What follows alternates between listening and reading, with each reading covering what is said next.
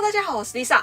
今天我要来跟大家聊聊美国的 Adult School 成人学校。娃娃 TV。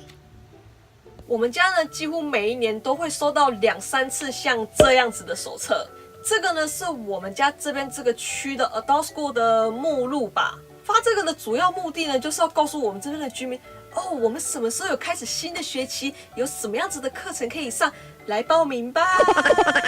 那 Adult School 呢，有提供很多不同的课程，像是有提供给新移民的免费ESL课程，让新移民也可以去学习英文。另外，他们还有提供美国公民考试的课程，来帮助新移民准备公民考试。除此之外呢，他们还有提供高中的相关课程，让已经到年纪但还没有完成高中课程的同学们呢，可以去完成他们的高中学历。美国应该是说加州啦，他们现在的公立学校是这样的，因为每间学校的学生现在几乎都爆满，所以公立学校呢不允许你留级。听说以前是可以的啦，现在呢是只要你到毕业年纪，不管你有没有上完你所有该上的课程，你就是要毕业，不能继续留在高中里面上学了。我小妹妹就是这样，她是台湾所谓的尼维琳娜，就是晚一年上学嘛，但是她到美国之后呢，美国就自动帮她跳了1级。因为他那个年纪就是应该要上那一级，所以导致他高中读得很辛苦，每年暑假都要补课就不说了，最后到毕业年纪还有差不多2-3节课没有上完，学校就请他到 Adult School 去完成他的学业。不过还好的是啊，你完成那些课程之后呢，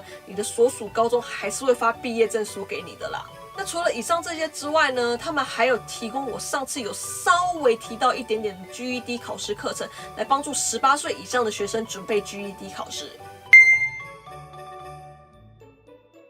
那以上这些呢，在我们这个区里面呢，基本上都是免费提供的，只要你报名就可以去上了。其他区我就不知道了，想要了解的呢，可能需要自己去查询看看哦。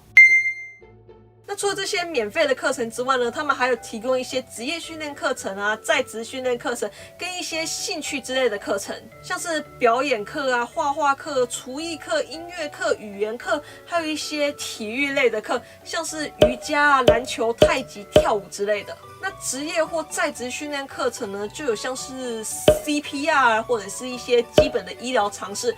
如果你要去当救生员或者是看护的话呢，你可以去上一下这些课程。那其他还有一些像是统计学的课程啊，还有一些教你怎么用 Word 啊、Excel 啊、PowerPoint 之类等等东西的课程。不过这些东西呢，都是要自己付费去上的啦。好，那要怎么申请呢？基本上呢有3种方法。第一种呢就是上你家学区 Adult School 的官网注册就可以了。第二种呢就是直接打电话过去。那第3种呢就是直接到他们办公室去申请就可以了。所以新移民的朋友，或者是拿美国合法居留签证的朋友们，如果无聊想要打发时间，或者是想学习英文，都可以到 Adult School 去报名上课哦。